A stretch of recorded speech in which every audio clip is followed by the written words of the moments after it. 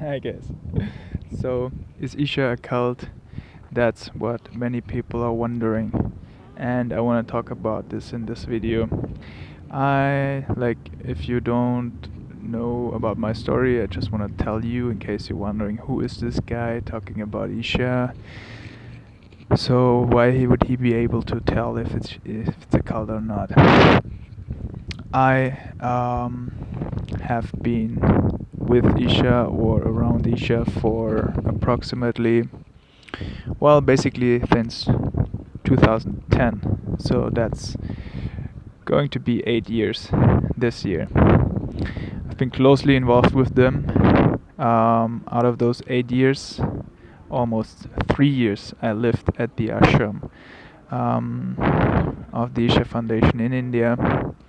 I am based in Germany now, but I lived there from 2011 to 2014. So I think I know the organization very well to give you some idea and help you to decide whether you think it's a cult or not. So, first of all, I think why people are thinking or could think it's a cult, what reasons they might have. When people come to the ashram, they see people who live there. They see people who have lived there for many years.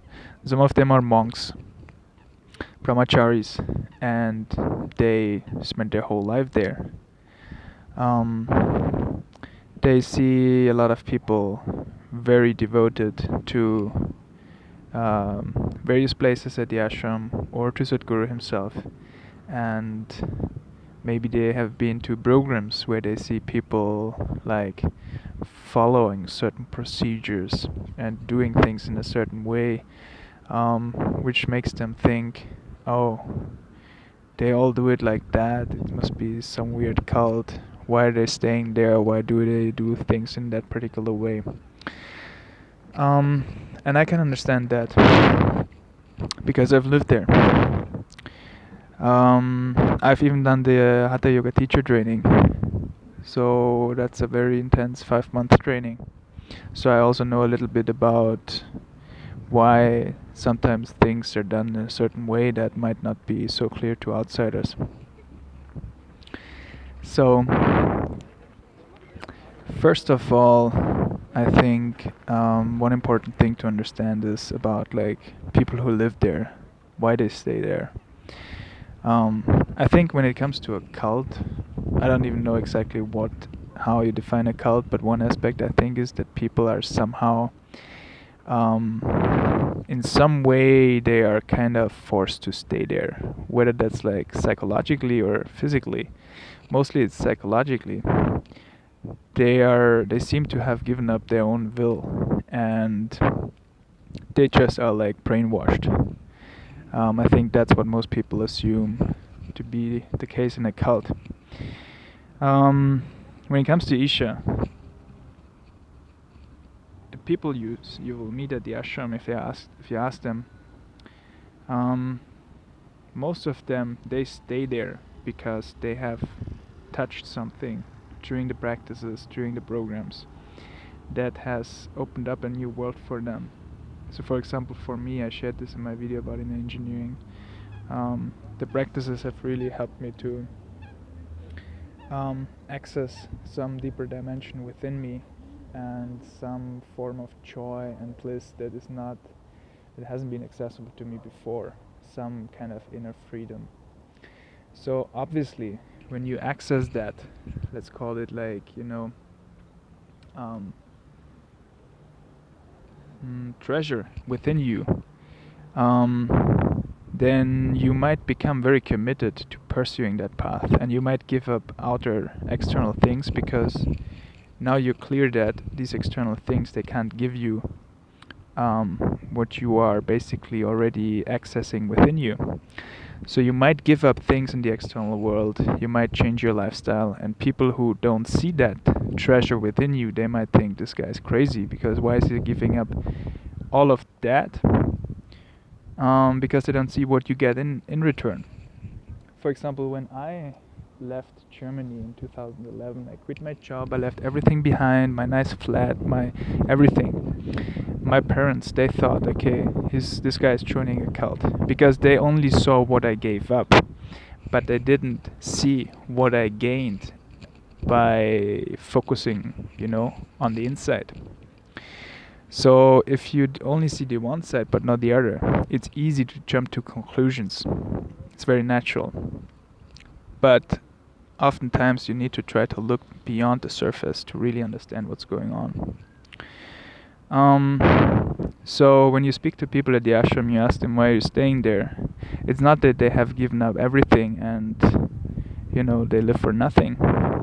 They are basically trying to climb a very, very high mountain, because it might be easy to access some of that inner dimension without too much sacrifice, by just doing a practice for maybe 20-30 minutes a day. But then if you want to go all the way, if you want to go like shed all your limitations, then you might have to sacrifice a little bit of your other activities, because it requires a certain focus.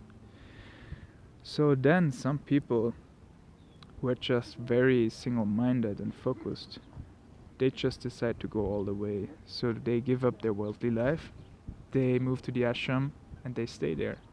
Whether they stay there as regular people or as brahmacharis, they committed their life. But it's not because they're brainwashed or because they have given up like their own will. It's because they are completely committed to that path and to that opportunity that they see in yoga, and that has been shown to them by their guru, who is showing them like a possibility. So the other thing is like, why are they doing things in that particular way, and why do they always do it that way, not the other? Why is there sometimes a little bit of rigidness? Sometimes people think they're very rigid. It's again the same thing. If you don't understand why are things done in a certain way, then you see only the surface. But it's not always easy to understand these things. Even I don't understand like even remotely all of them. But being through the Hatha Yoga teacher training, I know that behind most things, behind everything, there's a purpose.